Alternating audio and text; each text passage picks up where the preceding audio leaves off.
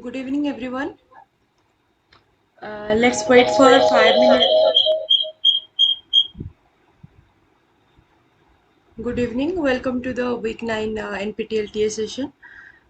Let's wait for 5 minutes more, then let all people join, then we'll start the class. Okay? Just wait for 5 minutes more.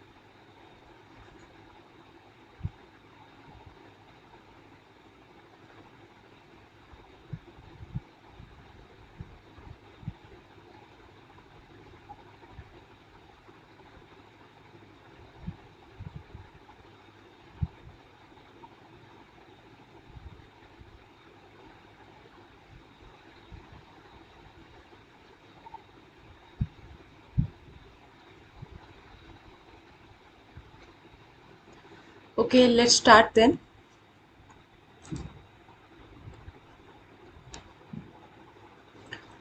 Uh, Hello everyone, good evening. Myself Subhasmita, PhD scholar from IIT Indore. Today I welcome you to the week 9 NPTEL TE session on genome engineered disease modeling.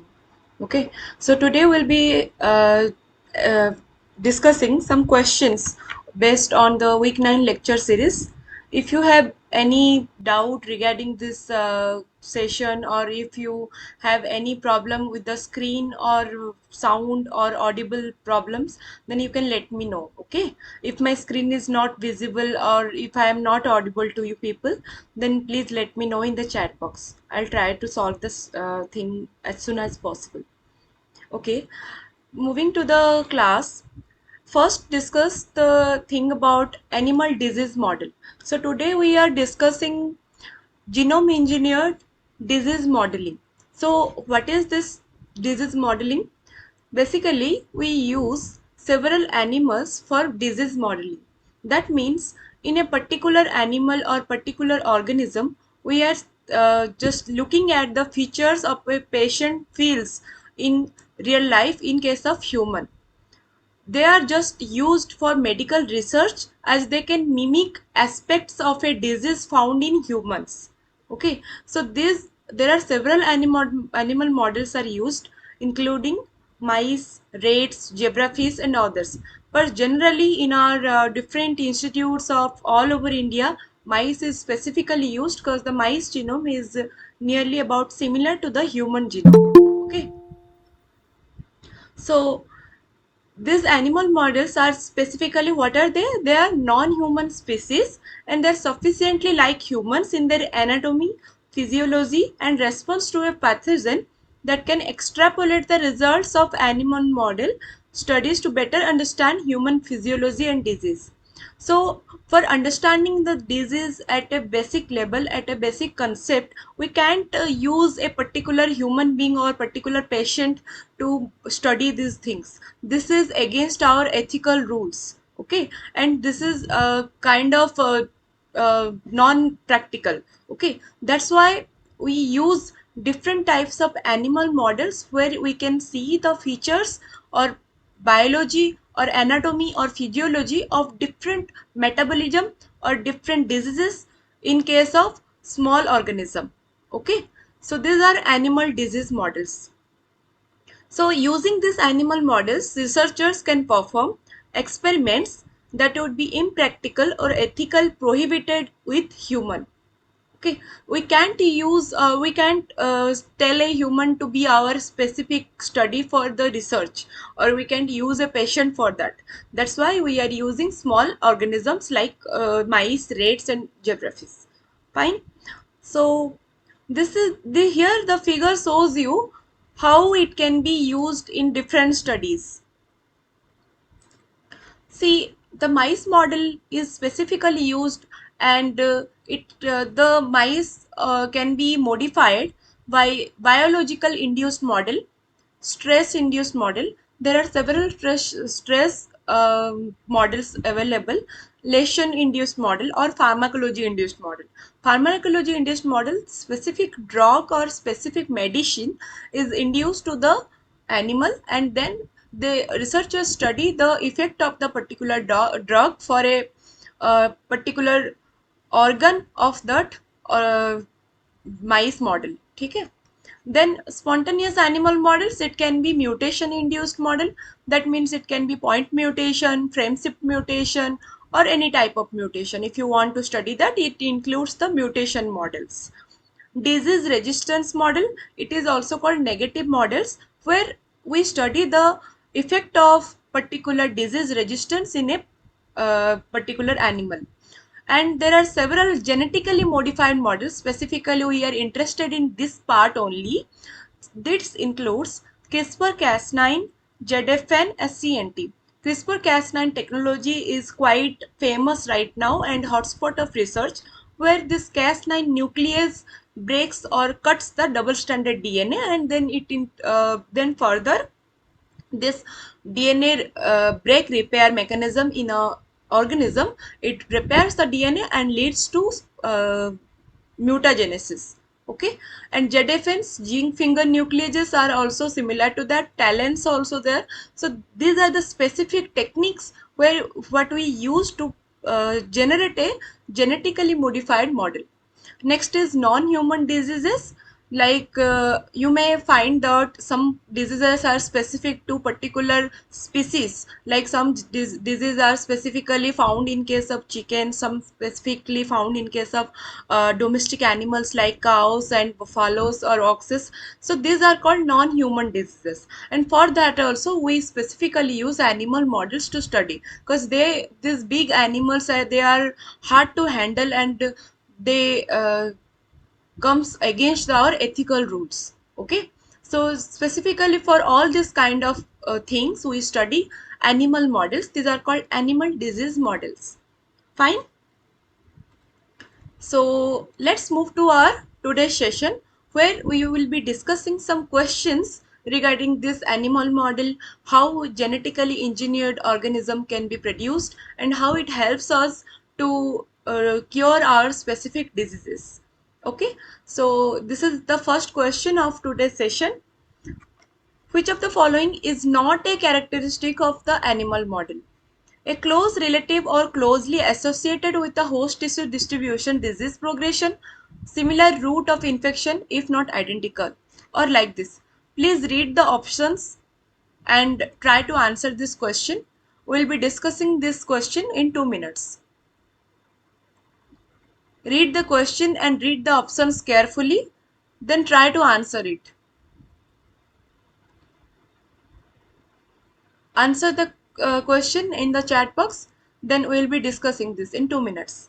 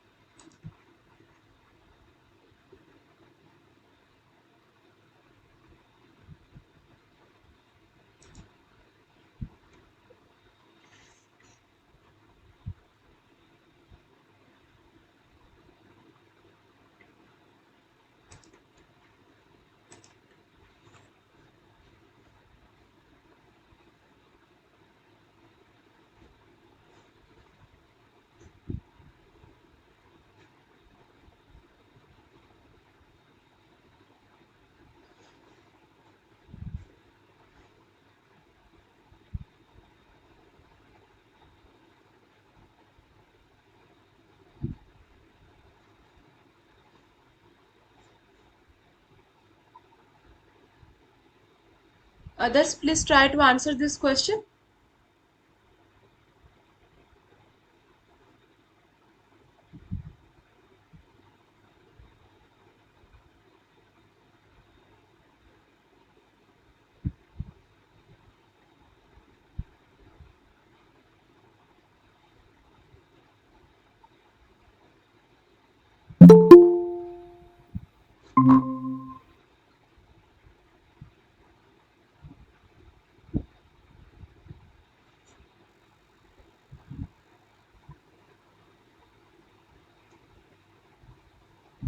Okay, then let's discuss about it. So here is our question. Which of the following is not a characteristic of the animal model? A close relative or closely associated with the host tissue distribution. So that is necessary for the study. Okay. When we are talking about animal models, the close relative ones or closely associated with host tissue distribution is very important. And disease progression and similar route of infection, right? That need to be there, because if the animal has different route of infection than the human, then it is different for that particular organism, and the results will not implement cannot be implemented in case of humans. Okay, so this is true. We require it for the animal model. Next is the disease course should be relatively shorter in the animal model. Obviously, that means if the disease course is longer, that means if, for example, if a disease lasts for few months, then it will be hard for the researchers to study the overall disease and its symptoms and the biological or anatomical physiological things in a particular animal. Okay, so that's why disease course need to be sought. And to complete the efficacy test reasonably, yes, it needs to complete the efficacy test and facilitating the rapid transition to human clinical testing. Next is, so it is necessary, right? The animal models have to be non-reproducible. Non-reproducible means the animal models cannot be, should not reproduce. So that's completely false. If the animal models are non-reproducible, then we can't study the offsprings, we can't study the hereditary transfer of that particular gene or particular disease, and we can study the different infective varieties. Okay, so that's why these animal models have to be reproducible, not non-reproducible. They should be reproduced, they should reproduce and they increase their number so that we can study their offsprings and their disease variation in from one generation to other generation. If it has some impact on the genetic diversity or in case of genetic level, or if it only affects the somatic cells only. Okay, so that's why the animal models need to be reproducible. Fine. Next is, disease model animals should be easy to maintain. Yes, of course, easy to maintain, work with, readily available in adequate numbers, relatively inexpensive and free of regulatory constraints. So that's necessary for a disease model. Okay, so they need to be easy to maintain. That means we cannot provide so much or we can spend so much money for their maintenance. Okay, already research is kind of expensive to do, so that's why we can't maintain them in a high expensive manner, and they should be easy to work with, readily available in adequate numbers, right? So these are the characteristics of animal model. So your question is, which of the following is not a characteristic of the animal model? So that's why your answer is here, C. The animal models need to be non-reproducible. That means it should be reproducible. Okay. So here is the characteristics of animal model. Let's look into this. An ideal animal model for human disease research should possess certain characteristics as a prerequisite for a standard model. A close relative or closely associated with host tissue distribution is necessary. Yes, if it is not closely associated, then the disease progression or everything will be different for that animal in case of as comparison to human. That's why it needs to be close relative. Next is, the disease course should be relatively shorter. Yes, should be sufficient disease correlation and pathological equivalence to humans. Next, disease model animals should be easy to maintain, work with, adequate number and inexpensive. Yes, we have talked about it. And the animal model should be reproducible. Fine. So these are the characteristics of animal model which we study in case of our disease progression and different kinds of syndromes. Okay. Fine. I think everyone is clear with it. If you have any question, then you can ask me in the chat box. Okay. So let's move to our next question then. Find out which of the following is not a widely used method for the generation of transgenic mice. I guess everyone is familiar with the term transgenic. So options are spontaneous mutation, retroviral infection, microinjection of DNA construct, and sexually induced mutation. Please try to answer this question in 2 minutes. Then we will be discussing it. Okay. We will discuss each and every term. Just for your case, just try to answer this.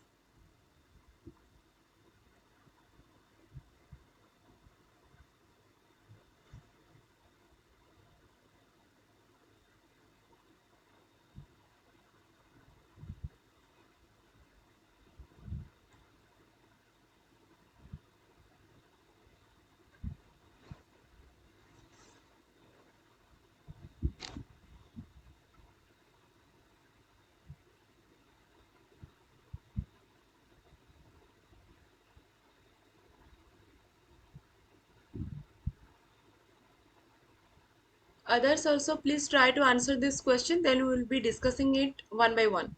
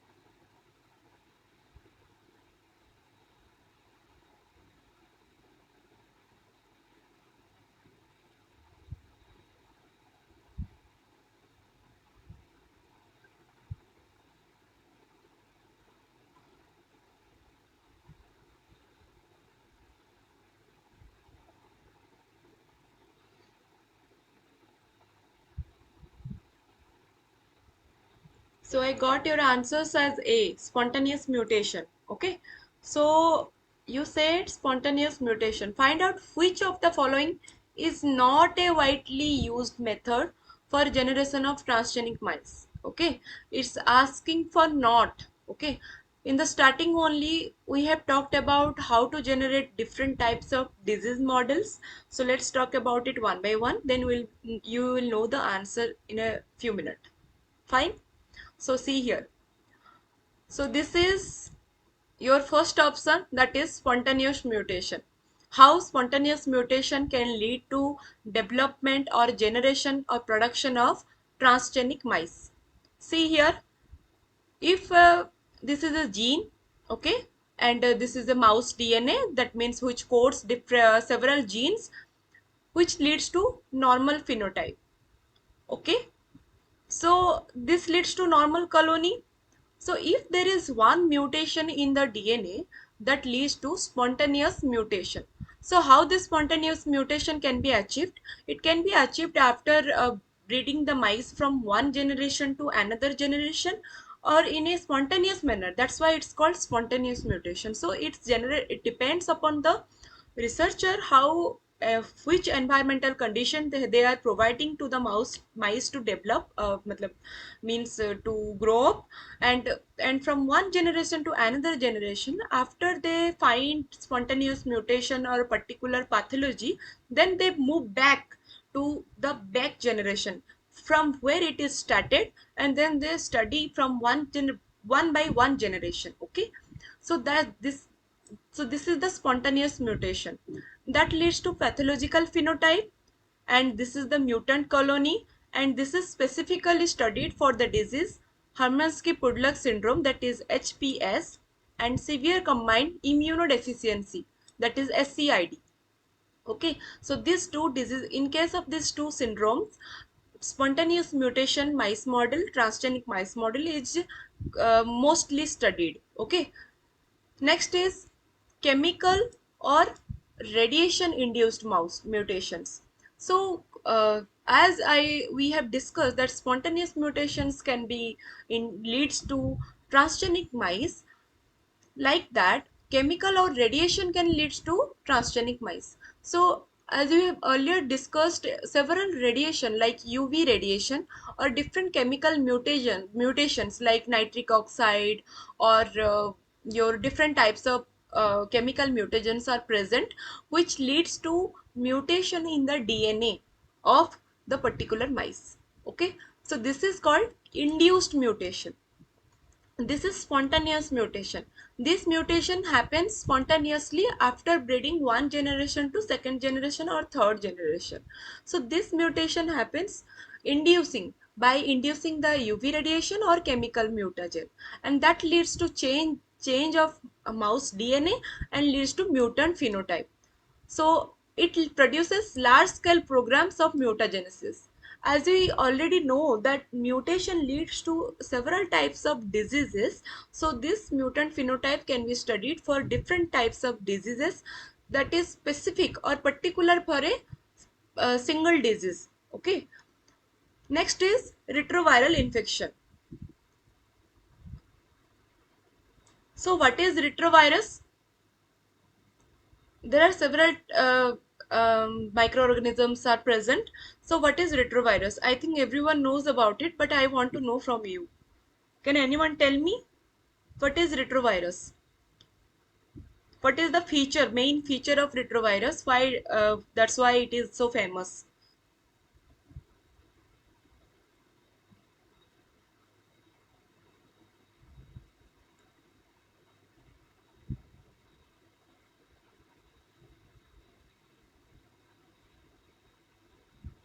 So in case of retroviral genome, this central dogma of life, central dogma of life, that is DNA, DNA replicates to DNA, then DNA transcribes to RNA, and then RNA translates to protein. Okay. Yes, reverse transcription. Very good. That's what I am expecting from you. This reverse transcription, so there is one enzyme, that is reverse transcriptase enzyme, and this leads to formation of DNA from RNA.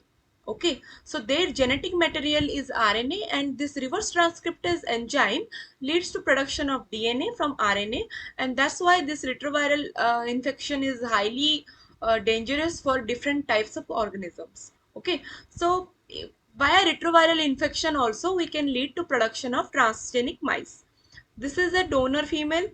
This is the embryo where retroviral infection needs to be there. So retrovirus with a transgene. Can you see that?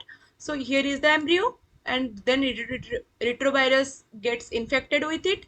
Then it implanted to a normal female. Okay, that leads to offsprings with or without transgene, that is human beta globin gene. Here it is studied in case of human beta globin gene. Okay, so in previous class we have talked about this alpha globin chain and beta globin chain.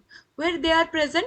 They are present in the hemoglobin. Okay, so this alpha globin chain or beta globin chain, they are required for the hemoglobin structure. Okay, they make the hemoglobin structure, globin protein. Got it? So there might be some offsprings without transgene or some offsprings with transgene. So this is kind of selection which we have already studied in our genetics class. That is, you can call it as Mendelian's inheritance theory. So this is the thing of transgene formation using retroviral infection. So fourth one is micro injection of DNA construct. So this is quite familiar. You know that this is specific because we construct one particular DNA in vitro, then we just implant that DNA construct into a normal mouse model. Okay, so here you can see donor female, injection of construct with transgene. Which gene we need to mutate, or which gene we need to change, so we can just change that gene and inject it into the one cell egg. Then this is implanted to the female, or in vitro culture can be done. So in vitro culture is until early embryo, then it is transferred. Otherwise it directly implanted to the female, which leads to production of different types of offsprings with or without transgene. So this is the offspring with transgene and these are the offsprings without transgene. Okay, can you see this? So this is the schematical representation of four types of transgene production in case of mouse model, where spontaneous mutation, chemical or radiation induced mutation, retroviral infection and microinjection of DNA constructs. These four are important, and specifically to a, but if we talk about a specific disease where one particular gene is responsible and we need to study that particular gene with knockout or knock-in injection, or we want to just mutate that gene and deliver it to a particular mouse model, then we can follow this micro injection method. Okay, we can construct the particular transgene in a in vitro system, then deliver it to the mouse model so that it will lead to production of different types of offsprings. Okay, so moving back, here is your question. Find out which of the following is not a widely used method for generation of transgenic mice. So now you can get it. Which one is it? That is sexually induced mutation, right? Okay. Microinjection of DNA construct we studied, retroviral infection we studied, spontaneous mutation we studied. So now your answer is sexually induced mutation. Okay, fine. If you have any question, then you can ask me. Okay, so let's move to our next question then. So Jennings and Minch created the first ever mice with transgenes in which year? 1981, 1974, 1994 or 1954? Which one is it? Try to answer this question, then we will discuss.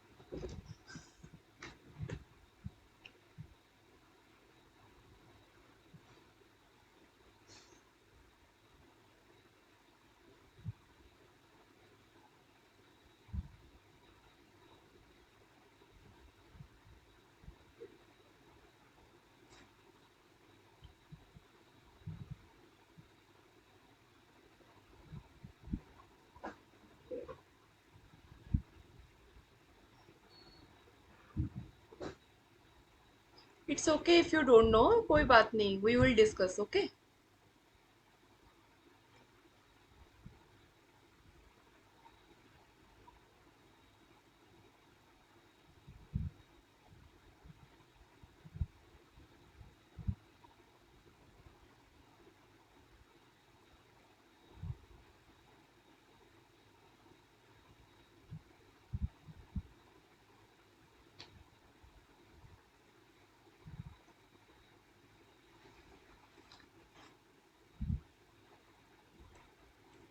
Okay, so let's discuss then. So here is your answer. It is 1974. Fine. So Jennings and Means created the first ever mice with transgenes in 1974. So here is a figure which shows why we use transgenic mouse models. Model the development of human diseases in controlled environment. What is the meaning of controlled environment? The environment where everything is in our control. That means the researcher can control the pH of the water they drink, the mouse drink, or the pH of the food, or the environmental air, how much the oxygen level or how much is the other gas level, or different types of food or water or anything, or the movements also, the mouse movements also, it is everything is controlled depending upon the research. Okay, depending upon the following protocol.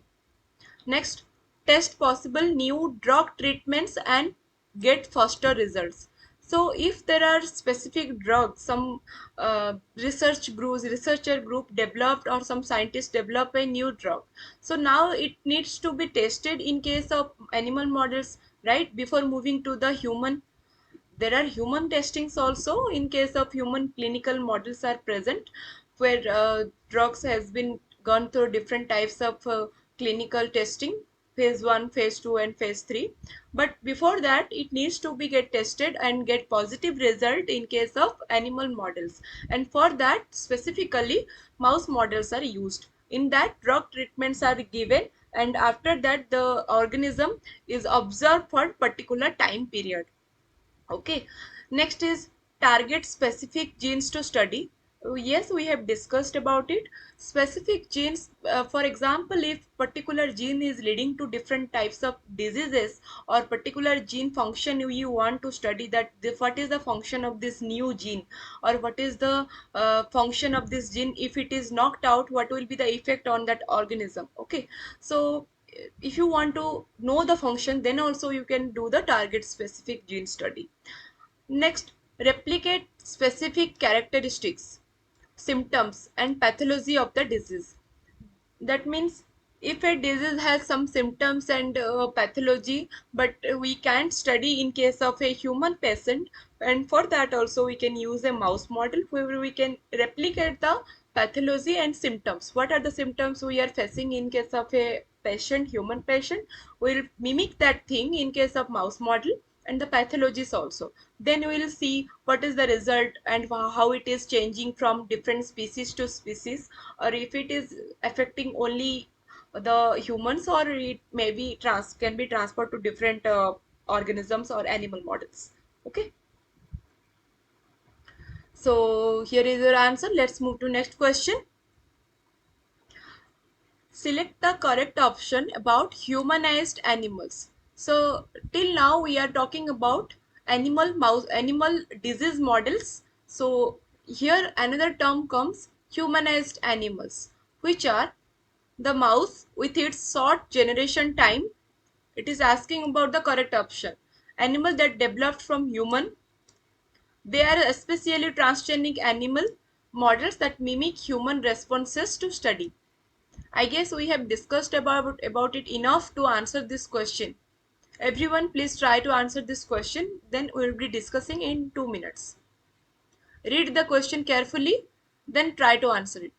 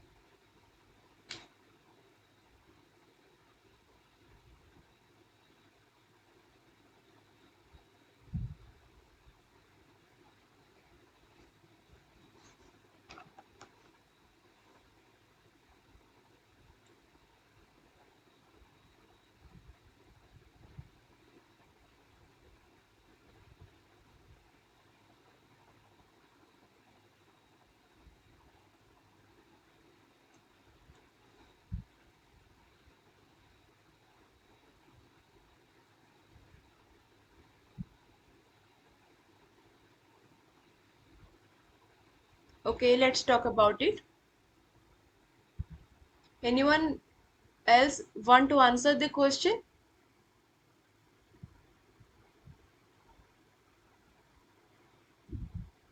Okay, then let's talk about it. Okay, so it's asking for the correct option, right? So what is the meaning of humanized animals? So let's talk about it first.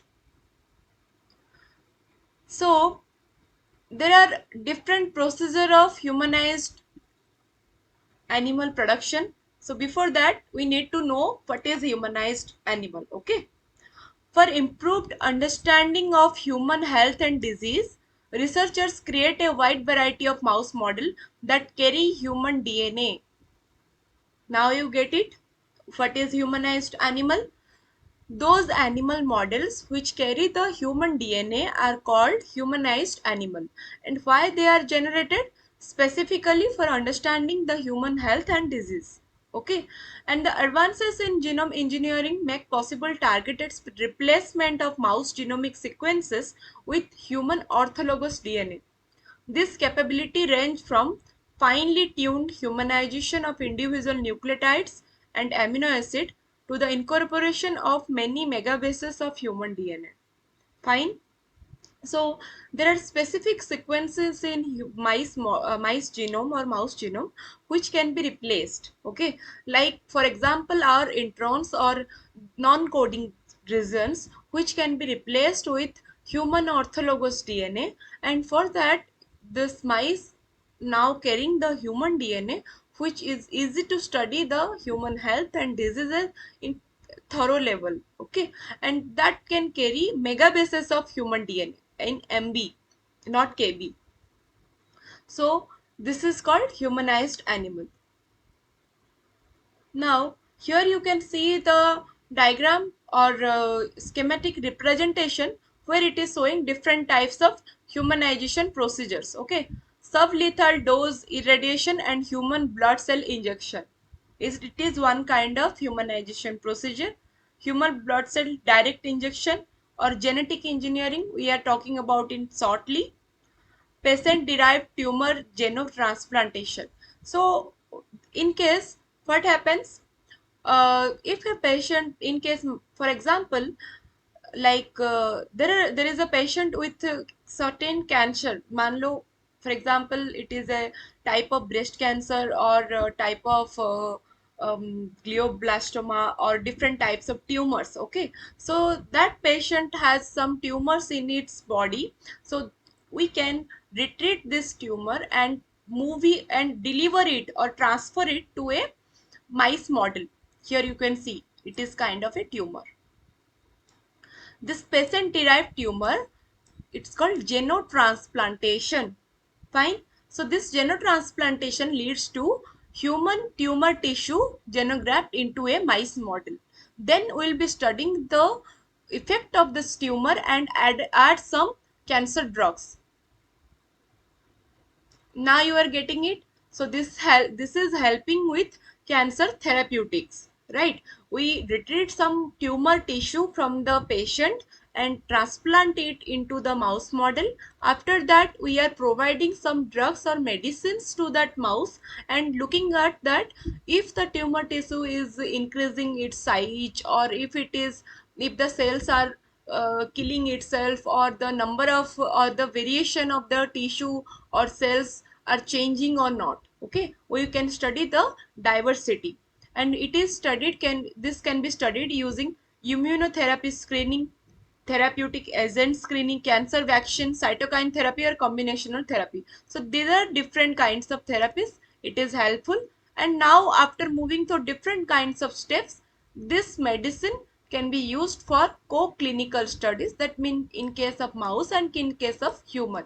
So if it is shows positive result in case of mouse model, then it is transferred to human clinical trials and they move to phase 1, phase 2 and phase 3 clinical trials. Then after that it can be approved by the FDA for being commercialized in the market. Okay, so let's move to a question then.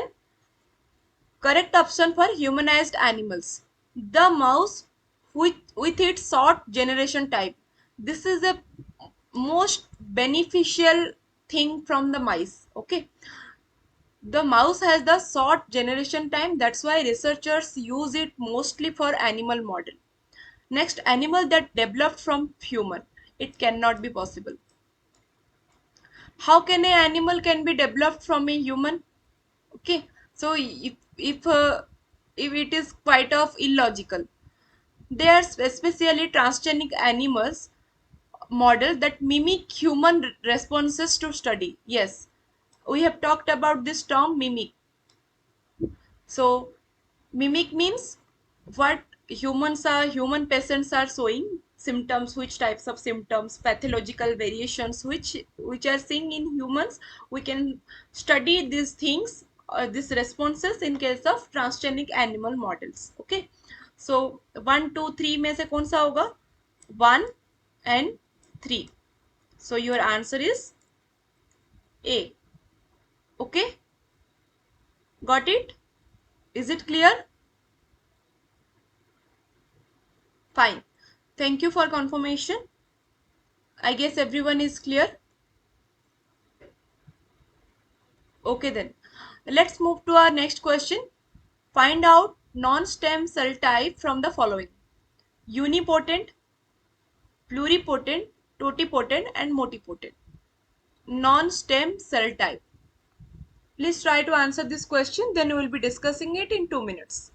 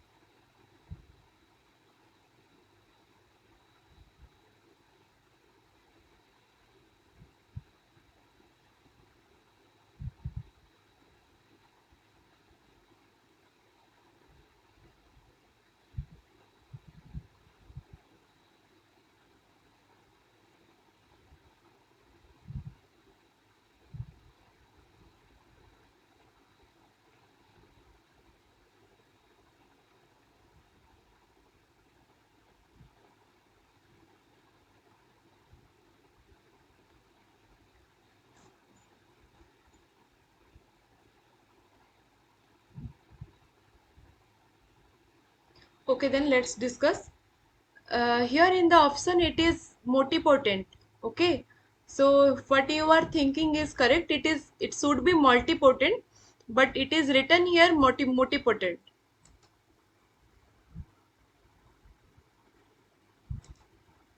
Okay, let's discuss it one by one.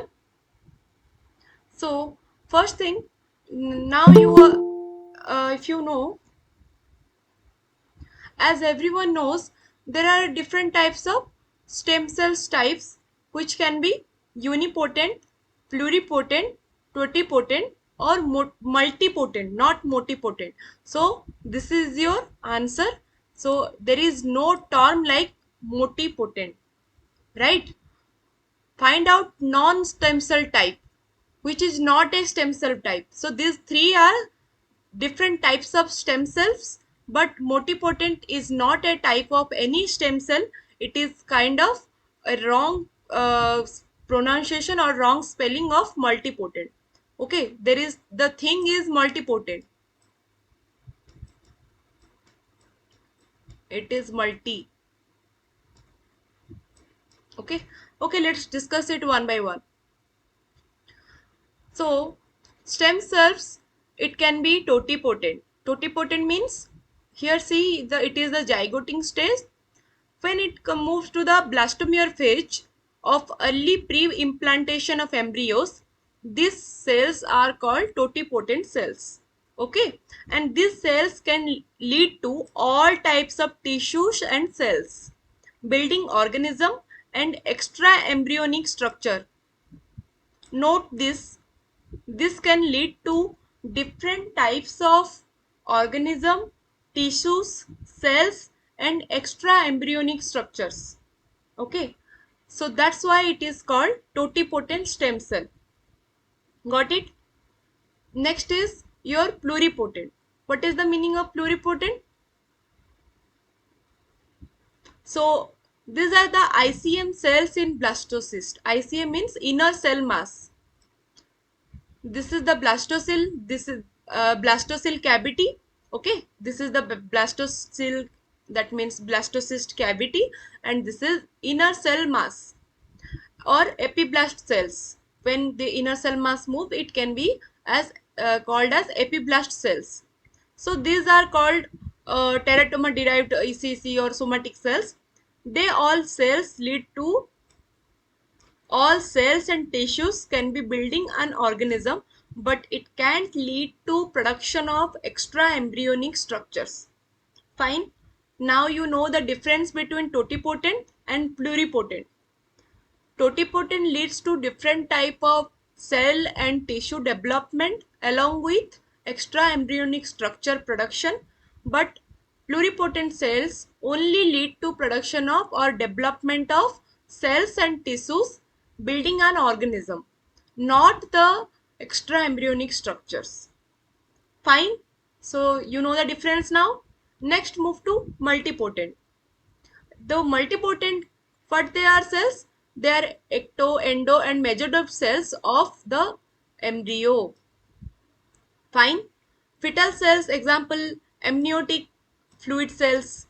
Stem cell present in adult organisms, example, hematopoietic stem cells, mesenchymal stem cells. Okay, so these all are called multipotent cells, multipotent stem cell, and they can lead to several types of cells, but not tissues. They cannot develop into a whole organism. They can be transformed into different types of cells, like your cardiac cells, kidney cells, or digestive organ stomach cells. Okay, they can be different transformed into different types of cells, but cannot develop a particular or whole organism or tissues. Okay, that's why they are called multipotent. Got it? Next is unipotent. What is unipotent? The name suggests uni means one type of cells. There is no confusion about unipotent stem cell. Uni means one type of cell. And where they are present? Stem cell present in adult organisms. Example, satellite cell in skeletal muscle.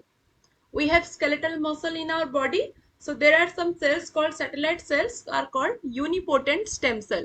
So they can lead to one type of cells only.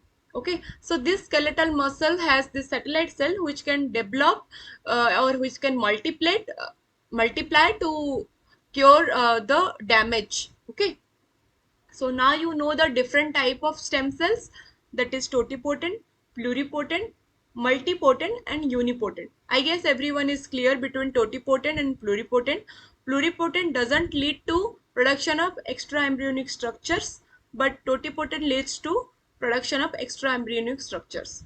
Okay, fine. So here is your answer, that is multipotent. There is nothing like multipotent.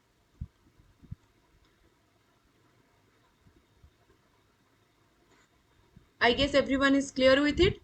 So let's move to our next question. The important consideration while using iPSCs as disease models are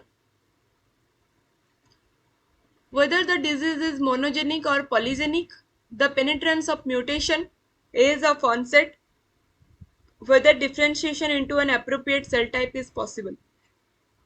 Which one is it? Please try to answer this question. Then we will be discussing it in 2 minutes.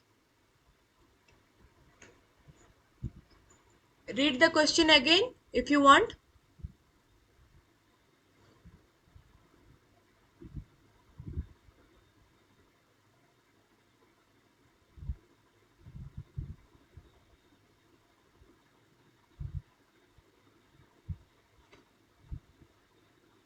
Everyone, please try to answer. Read the question carefully.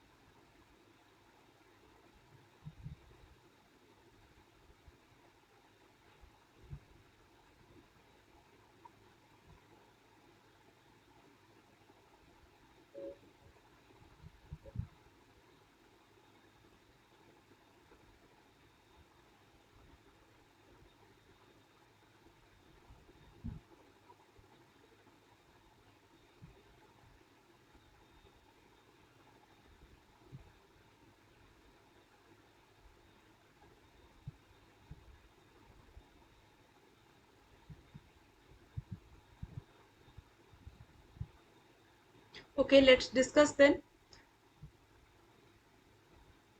I got only one answer, that is D.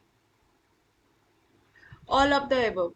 Okay, so let's discuss about it, then everyone will know what is the answer.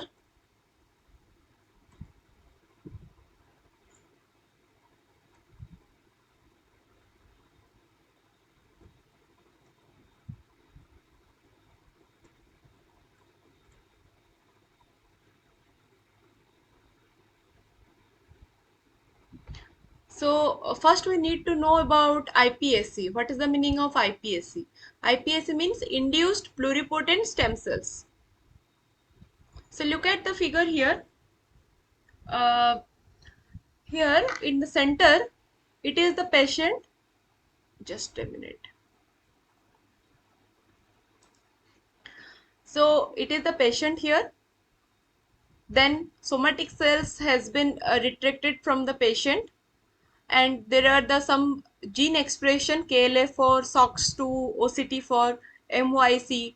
There are some kind of gene expression that leads to production of patient specific induced pluripotent stem cells. Okay, induced means we are inducing the stem cells to produce, and then they can be lead to gene correction, that is repaired iPSC, then lead to directed differentiation called healthy specialized cell, and these cells moving into the uh, can be directly transferred or transplanted into the patient. Otherwise it can move through a proper channel including the uh, disease model organism. Okay, this is called autologous therapy. Otherwise it can lead to directed differentiation, which will be producing disease specialized cells. Okay, so if we are retreating or extracting cells from a patient, that means the disease cells we are retracting, that means it will lead to production of disease specialized cells. So it can be lead to two types of things. One is drug screening. Okay, using different types of ashes or different types of techniques, we can go for the drug screening purpose. Next is organoid formation. Okay, then we can study the activity readout, how the organoid can be produced from the cells. Obviously these are induced pluripotent stem cells. Got it? That's why the organoids can be produced or formed. Then we will study the activity, and new drugs can be produced using, and these new drugs can be used for the cure of this patient or particular disease. Got it? So there are two types of things we can do with the patient specific somatic cells using the iPSC, that is induced pluripotent stem cells. And these IPSCs include important consideration, that is whether the disease is monogenic or polygenic. What is the meaning of monogenic or polygenic? Monogenic means if the disease is causing because of a single gene variation. For example, if there is particular gene is present in a human patient, and because of the variation of that single gene the disease is happening, that means it is a monogenic disease. Polygenic disease means there are several genes affecting this disease.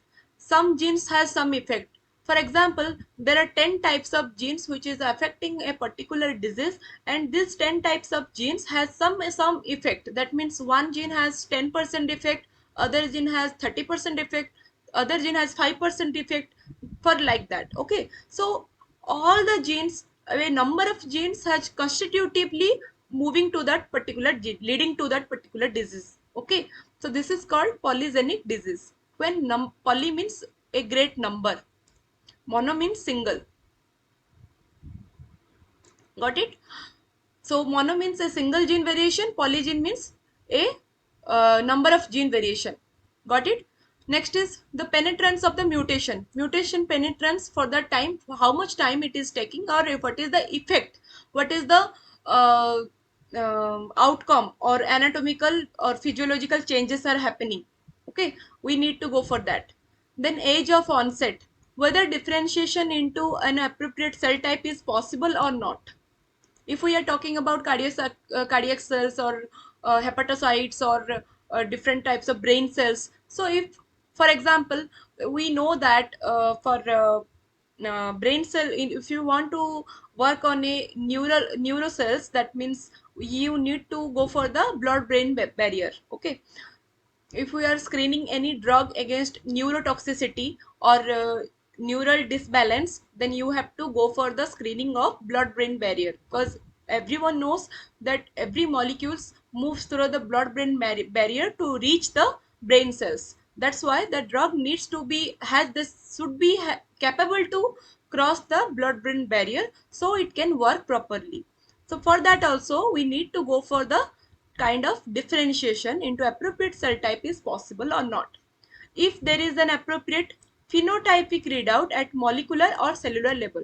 That means if we are checking this iPSC model and then we can't see any changes, or these changes are pseudo changes, that means they are fake or kind of remain silent in the model only, then we can check if it is happening or not. If there is no phenotypic changes, then how can we check if it is changing any diversified or not? Okay, so there should be an appropriate phenotypic readout at molecular or cellular level.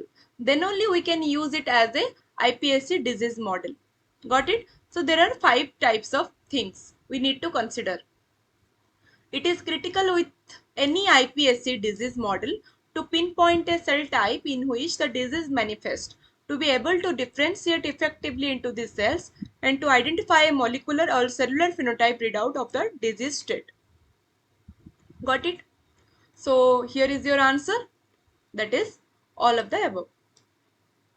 Fine. So here is your question is, which important consideration we need to check while using iPSC as disease model. So these are the things we need to consider. Disease is monogenic or polygenic, penetrance of mutation, age of onset, or differentiation into appropriate cell type is possible. Got it? That means, for example, if we are extracting cells from a patient, somatic cells, and we are transferring or into a iPSC model or induced pluripotent stem cells, but this iPSC cannot be transformed into cardiocytes or hepatocytes, but we want to study the hepatocytes only because the disease is in liver. So how can we differentiate? Now you are getting my point. So if the cells cannot be transformed into hepatocytes, so there is no point of using iPSC disease model. Okay, if these cells can be transformed into hepatocytes, then only we can study it and it will give you our expected result. Got it? So I think everyone is clear with this question, iPSC disease model. Let's talk about it more in our next question. So we have talked about the effectiveness and why we are using iPSC model till now. So let's talk about the limitation. The limitations of iPSC are: can't recapitulate complex tissue structure, polygenic disorders difficult to study multiple mutations at the time, or all. Everyone please try to answer this question in 2 minutes, then we'll be discussing it. Okay.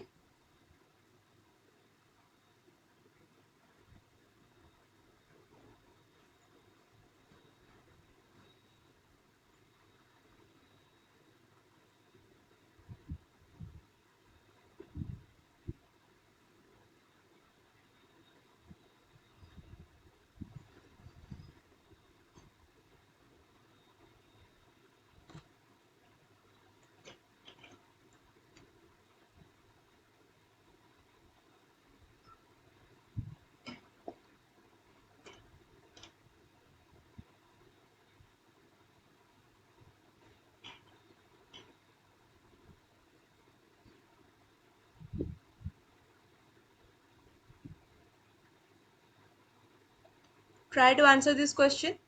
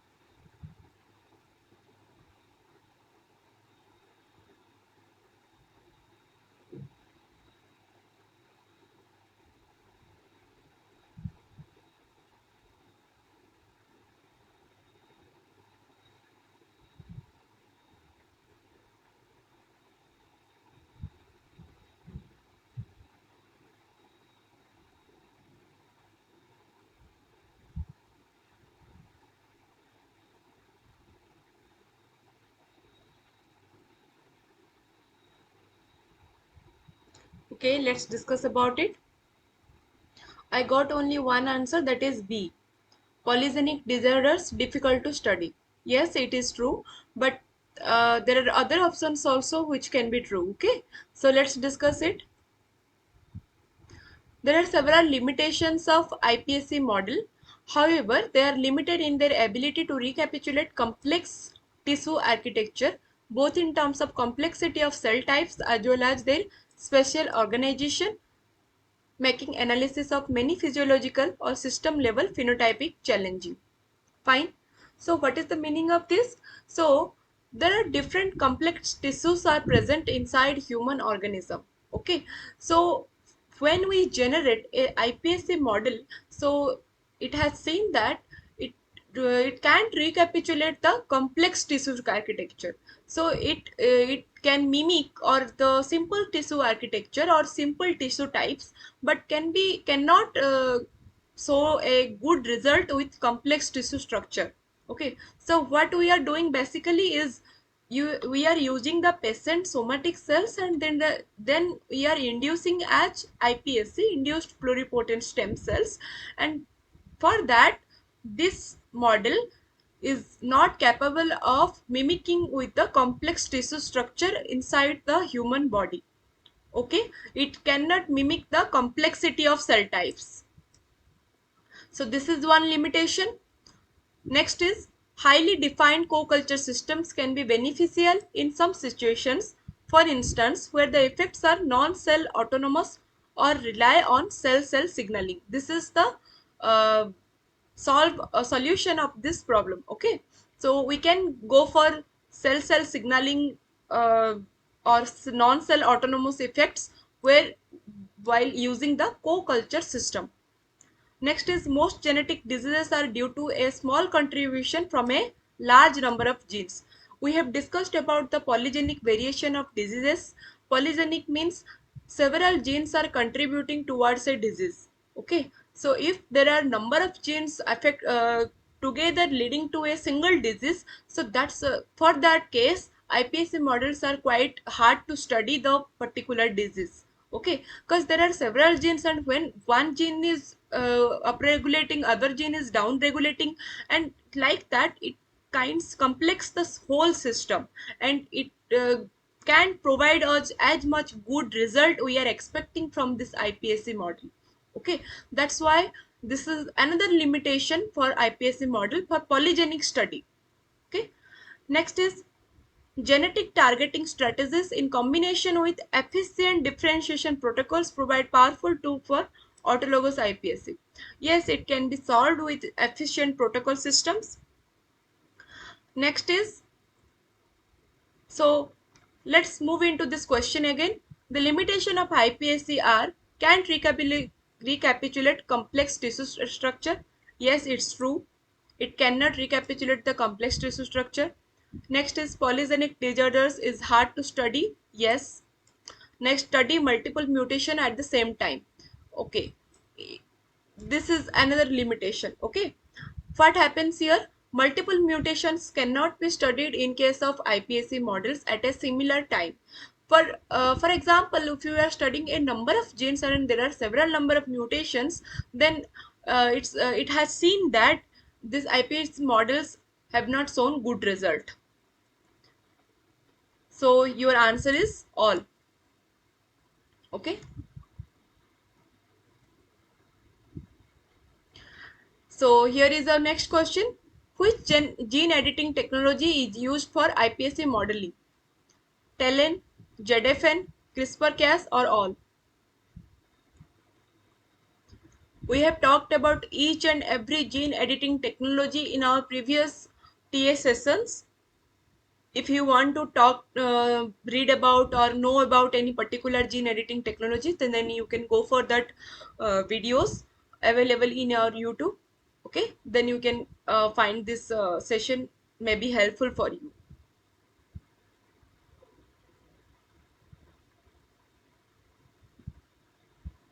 Please try to answer this question.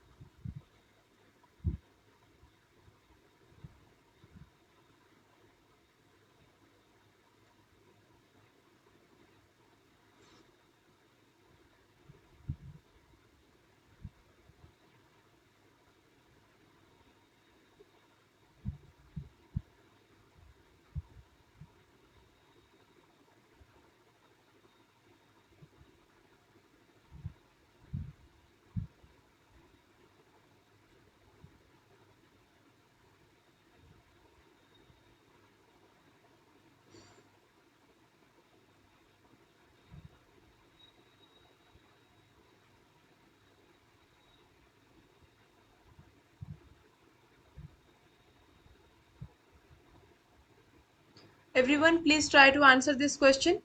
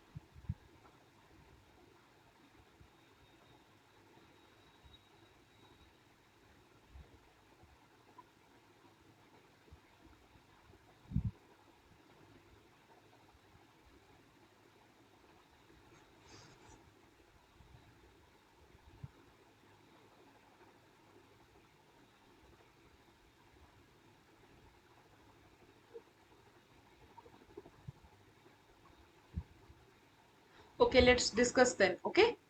So, which gene editing technology is used for iPSA modeling? Answer is all. Okay, because talent, zinc finger nuclease, CRISPR-Cas system, these all are gene editing technologies where a double-stranded DNA break occurs. Okay, this is nuclease. This is also N for nucleus. Cas9 is a nucleus. Okay, what is the meaning of nucleus?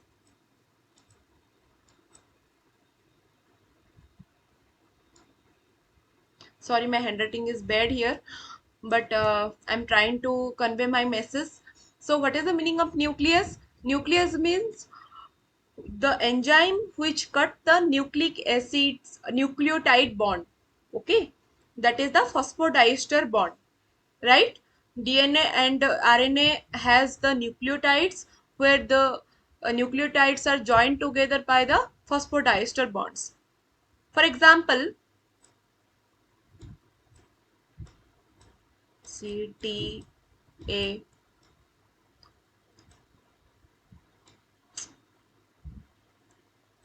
this will be C T.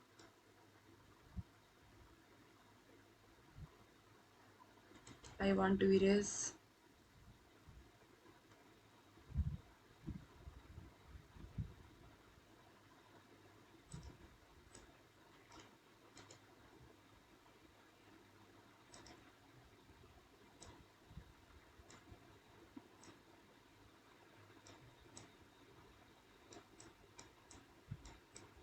Okay, and there is the bonds. For example, this is a double stranded DNA. Okay, this is the nucleotide sequence. So nucleases, what they do, they just break this bond, they cut here or at any other side, they create a double stranded break like this. At first it is a DNA sequence. After this nucleases come here, they cut this phosphodiester bond between the nucleotides and make a double stranded bond, double stranded break. So what is this? This enzymes includes talent, zinc finger nuclease or CRISPR-Cas9 nuclease. Fine. So this double stranded bond can be repaired further in the human body or different types of organism via non-homologous end joining, NHEJ. Okay, non-homologous end joining repair or homologous recombination. Fine. I guess everyone is clear with NHEJ and HAR. HR. We have talked about it in earlier classes. So non-homologous end joining and homologous recombinations are two types of break repair systems present in our human body, where this double stranded breaks can be repaired. And for this, after this double stranded break is repaired, it leads to production of specific mutagenesis. Okay, specific mutations or change or recombination in the DNA. That, and for that, it is called genetically modified iPSC model. Got it? So look at this here. There are two types of human beings present here shown: healthy human being and affected, that is the patient. Healthy cells leads to reprogramming, or affected cells leads to reprogramming, that is production of more cells, cell culture. This leads to wild type HIPSCs, wild type human induced pluripotent stem cells, and this is affected cells. Okay, these cells lead to knockout, knock-in, transcription activation, transcription repression, or genome wide screening, that is CRISPR-Cas9 gene editing. Here in the figure, it is a schematic representation of CRISPR-Cas9 gene editing. How CRISPR-Cas9 gene editing is helpful for iPSC modeling. Okay, so in this case, a particular gene which is responsible for the disease is knocked out, or in some gene which has any defect, then that is repaired further, and then it leads to differentiation edited HIPC.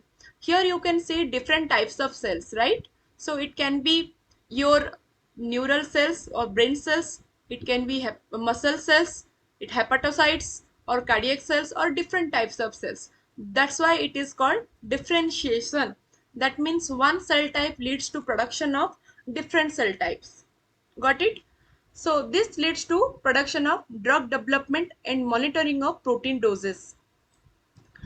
Okay, so this is 96 well plate, it is the ependoph, and this is the detector.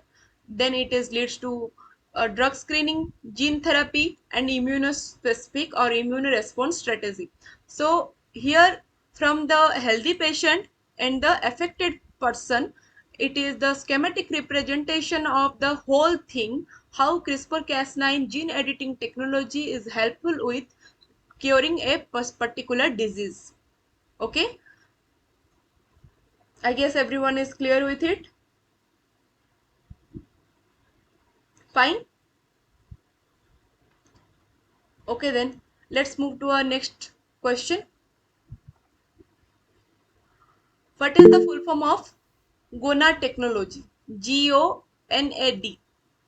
If it is gene editing via oral nucleic acid delivery, genome editing via oviductal nucleic acid delivery, gene editing via oviductal nucleic acid delivery, or none.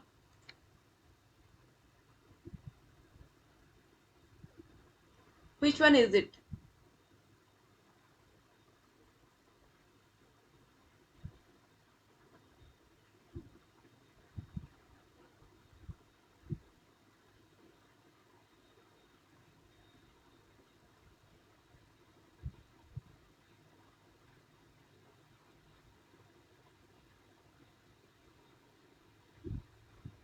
What is the full form?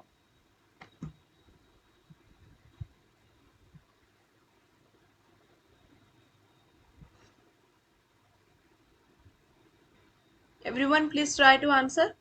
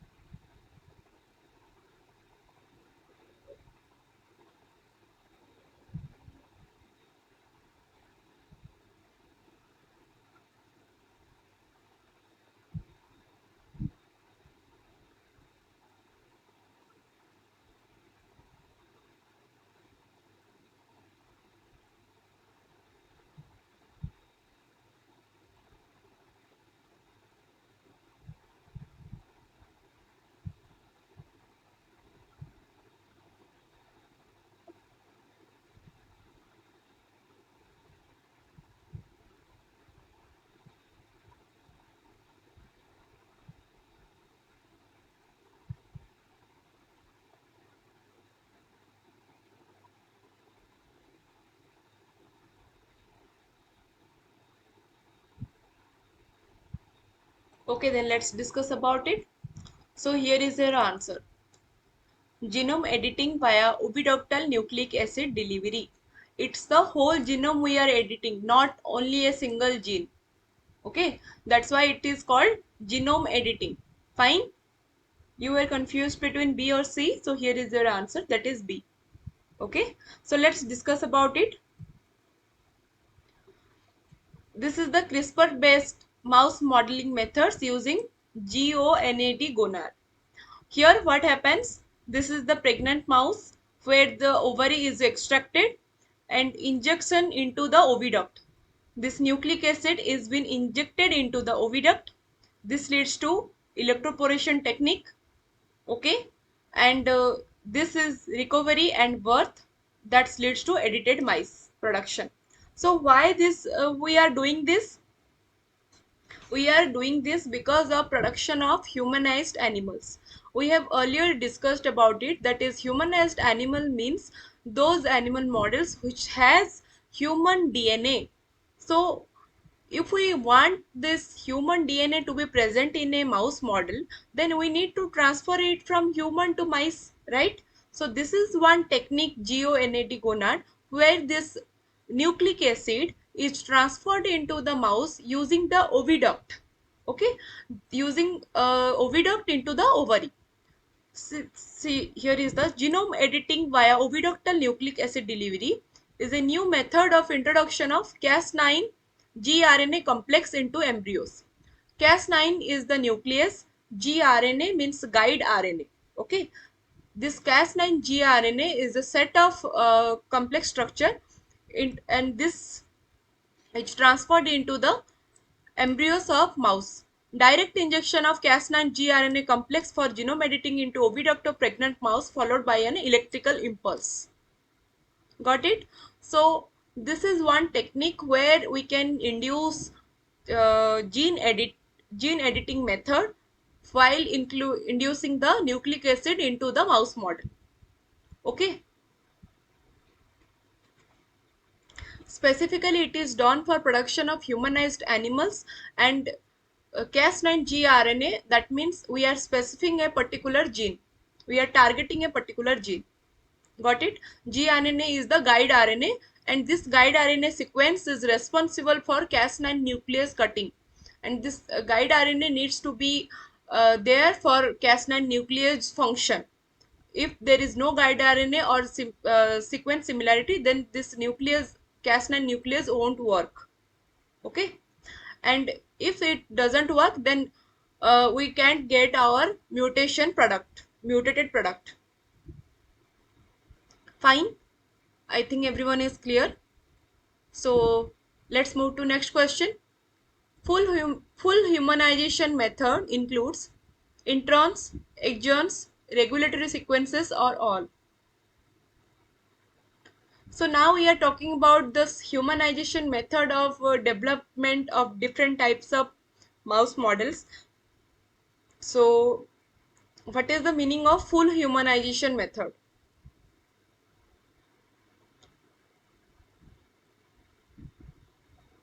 Everyone please try to answer this question. I guess the question itself describes the answer. So please read it again and try to answer.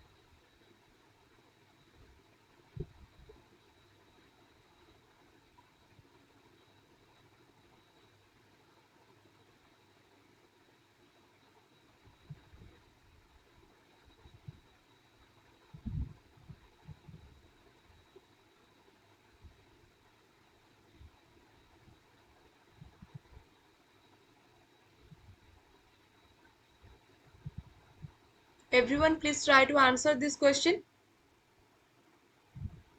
Okay, I got two answers, that is D. Okay, so here is your answer, D, all.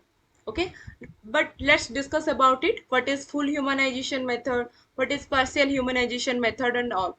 Okay, so here in your screen you can see it.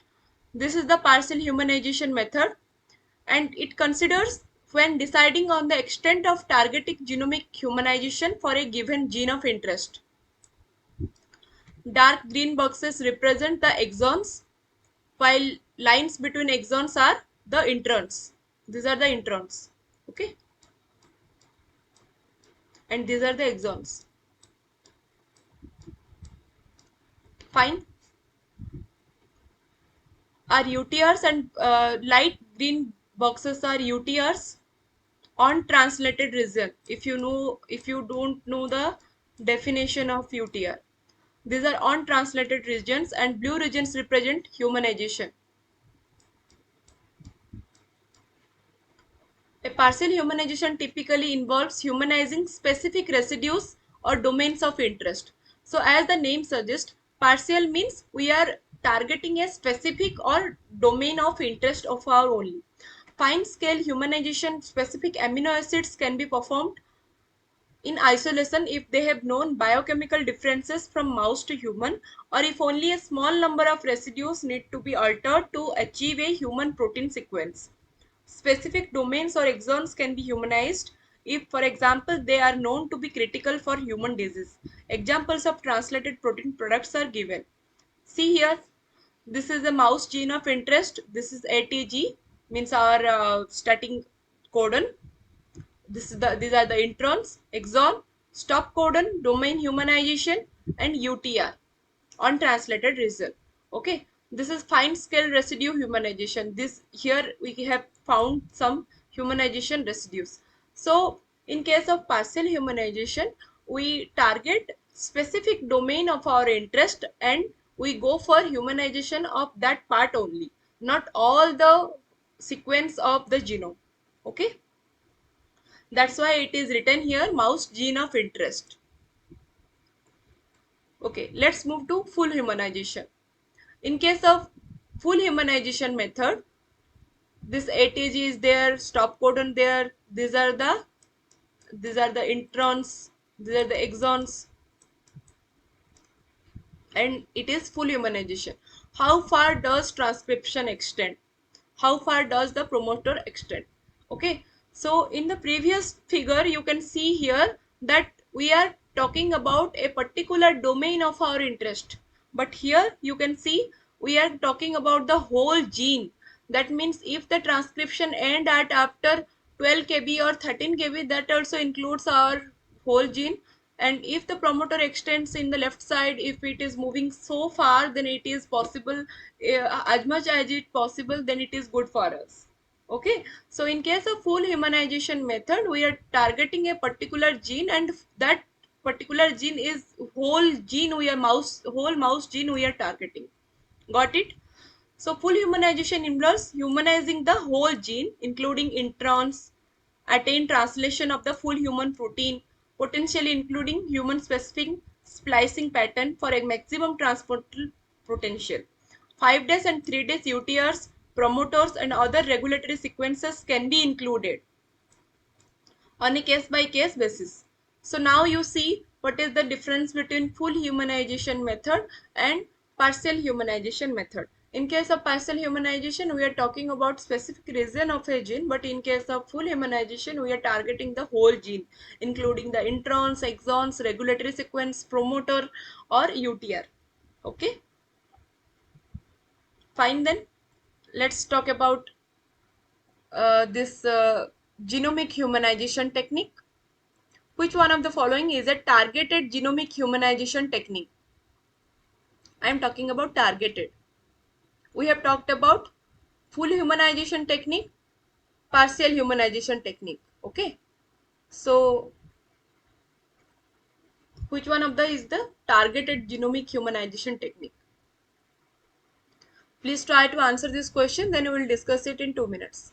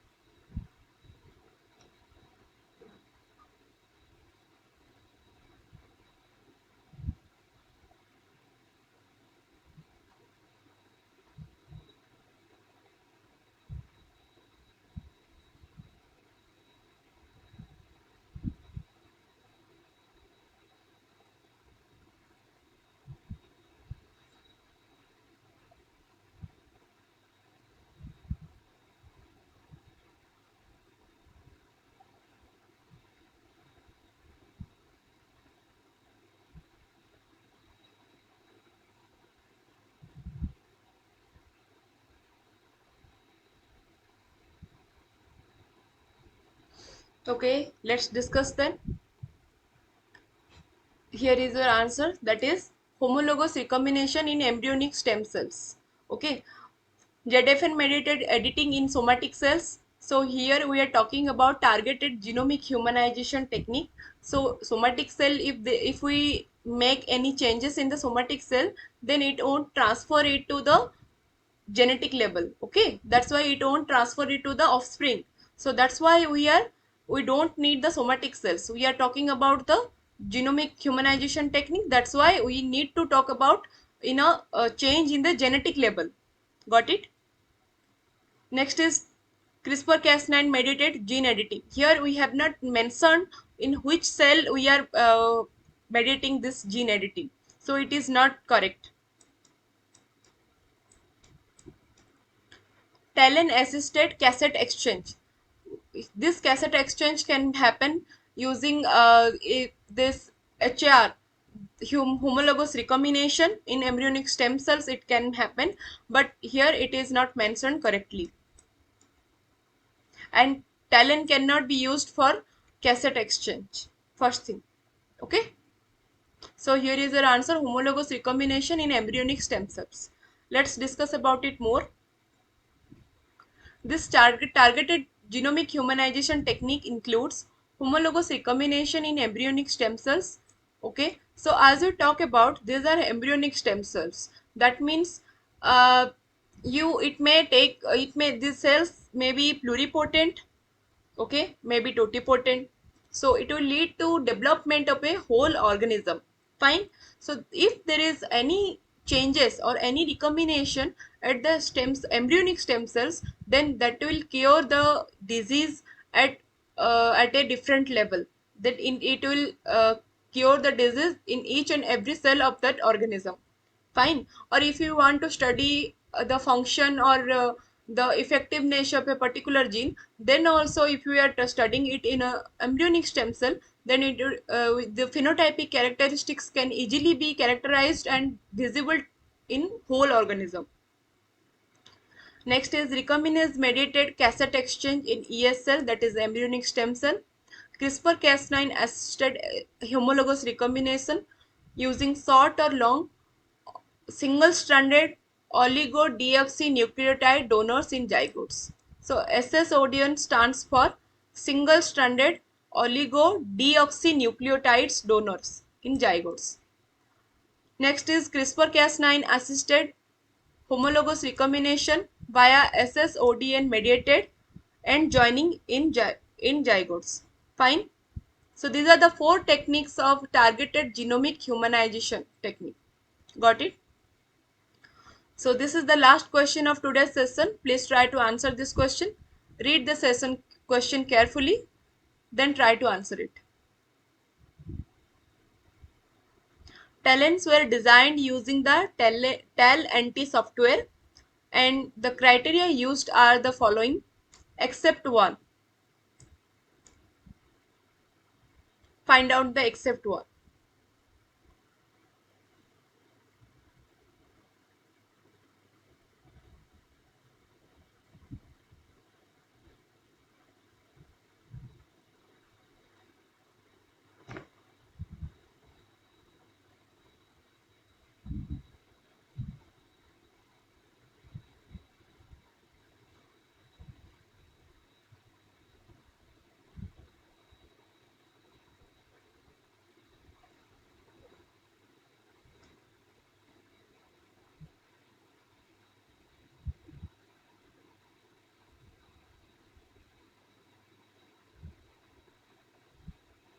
Okay, if anyone don't want to answer, then let me discuss it. Please hear this carefully, then you will get to know the answer. How is it solved? Okay. So talents were designed using the talent NT software, and this criteria used for is talent binding sites range from 15 to 19 bases. The spacer length was 15 to 16 base pair to fit the Goldie talent designs. When possible, talent target sequences were selected around a restriction enzyme site. Fine. So these are the characteristics for designing a talent using a talent software. Fine. Okay, I guess everyone is clear. If you have any question, then you can ask me in the chat box. Thank you for joining today's session. Do you have any question, any doubt regarding the class we have discussed today?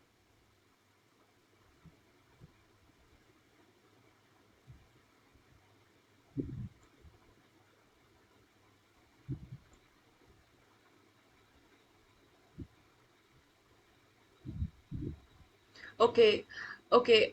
If you don't have any question, then thank you for joining.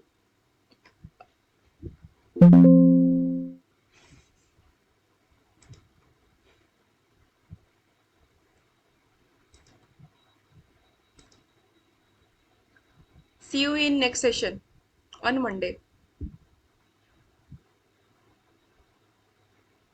Until then.